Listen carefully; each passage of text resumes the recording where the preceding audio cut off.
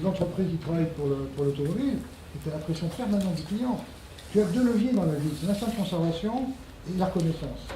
L'instinct de conservation, nous, là, par le client, qui en permanence se demande de laisser les plus, c'est ça où tu veux. Oui, mais la communication, je veux dire, Ça sur la tour d'usine, comme ça, tour d'usine.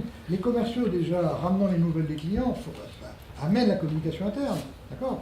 Puis moi, en tournant dans mon truc, et puis il y a Denis, j'ai un gars qui est transversal, un ingénieur, qui passe son temps, qui n'est pas fonctionnel, hein, qui est là pour dire pourquoi on ne fait pas d'AMDEC là. Ah tiens, il y a telle usine qui a fait ça, venez voir, etc. Tu vois, on a un mec transversal comme ça, qui est un ingénieur. Il y a des réunions de bonnes pratiques, d'échanges. C'est ça, voilà, mais ça se fait comme ça, vraiment. Je vais raconter l'histoire de Franck. J'ai un ancien ouvrier qui a grandi dans la société, peu importe, et qui un jour me dit, M. Zobrist, parce que lui préparait les audits de qualité pour les commerciaux. Les commerciaux, c'est quand même du boulot, hein, parce qu'il faut concevoir les produits, etc. Donc il prépare les audits de qualité, et après les commerciaux font l'audit de qualité. Hein.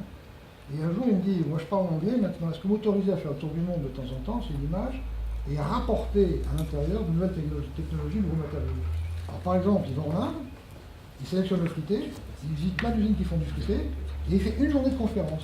C'est-à-dire qu'on fait des grandes affiches en disant Franck va faire une conférence sur le fruité, tel jour. Et là vient tout le monde, enfin qui veut, des ouvriers, des commerciaux, bien sûr, les VE. Et là il va expliquer ce qu'est le fruité, l'avantage par rapport à la technologie, ce qu'on pourrait faire, et l'avantage de chaque. Il fait rentrer le dehors dedans, tu vois. On a cette démarche-là parce que l'inconvénient du système à nous, c'est qu'on, comme il est hyper performant et que chacun est un peu mis dans le guidon, on n'a plus trop de regard sur le dehors, sauf que nos ouvriers vont régulièrement visiter leurs clients, tu verras dans le film. Les gars qui travaillent pour Roumanie vont voir en Roumanie leurs copains qui reçoivent les pièces. Hein.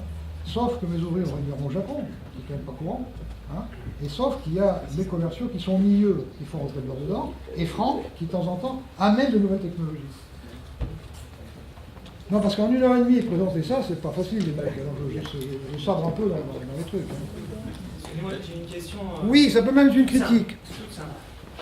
Vous disiez que vous n'avez pas fait tout ça pour l'argent, vous avez fait ça pour le bonheur des autres. Je voulais savoir si au fond de vous-même, vous n'avez pas fait ça, tout ça pour être aimé, puisque vous parlez. Alors, non.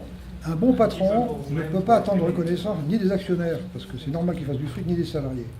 Et je me suis donc posé la question, parce que mes copains de l'APM, moi je suis rentré à l'APM tout au début, j'ai fait 19 ans d'APM. Et au bout d'un an d'APM, mes copains sont venus me visiter, parce qu'à l'époque, il n'y avait pas d'intervenant. Et c'est eux qui m'ont dit, tu ne travailles pas comme tout le monde. Moi, je ne savais pas que je ne travaillais pas comme tout le monde. Et je suis devenu intervenant APM après. Et je pense que je mendie de la reconnaissance. Enfin, je mendiais, non, je suis à la retraite, j'en ai plus rien à foutre maintenant. En fait, le fait d'intervenir devant mes pairs, parce que l'APM, c'est tous des patrons, c'est une forme de mendier de reconnaissance, parce que je ne peux pas en attendre de mes salariés, ni des actionnaires. Un patron doit se passer de reconnaissance. Autrement, ce n'est pas un patron. Hein, un patron, il doit faire ce qu'il pense juste et bien, et il a le droit à l'erreur, le mec. Hein. Il doit faire ce qu'il pense juste et bien, hein, mais il ne peut pas mendier là. C'est rien de plus pitoyable qu'un patron qui mendie. T'en as qui mendient là. Les présidents de chambre de commerce, souvent. T'as des gens qui se finissent chambre de commerce, j'ai marqué ça, parce qu'ils ont raté leur vie. T'es pas président de chambre de commerce, non, mais attends, c'est pas un cas général, hein, c'est un cas, c'est des cas particuliers. T'as souvent des gens à ces instances-là qui ont raté leur vie professionnelle et qui cherchent la reconnaissance en étant président de chambre de commerce. Mais c'est encore une fois, c'est une exception. Hein. Vraiment qu'il est parti là-haut. Vous parlez de reconnaissance professionnelle. Hein? Non, mais non, ça, non, je crois pas. Encore une fois, moi, le film, tu verras, parce qu'il va te l'envoyer, le film. Il y a des choses qui m'ont choqué. De voir l'impact que j'ai eu sur les mecs, mais ça, je me dis, mais attends, j'étais jusqu'à la manipulation, jusqu'à ce point-là, je m'en étais pas rendu compte. Et il a raison, monsieur. Hein. Je m'en étais pas rendu compte. Hein. Oui. Ouais, donc, plus pour des réflexions. Première chose, les choses nouvelles dérangent les pompeurs. On passe plus de temps à expliquer. J'ai pas compris ta phrase. De première chose. Les choses nouvelles, pompeurs et dérangeurs.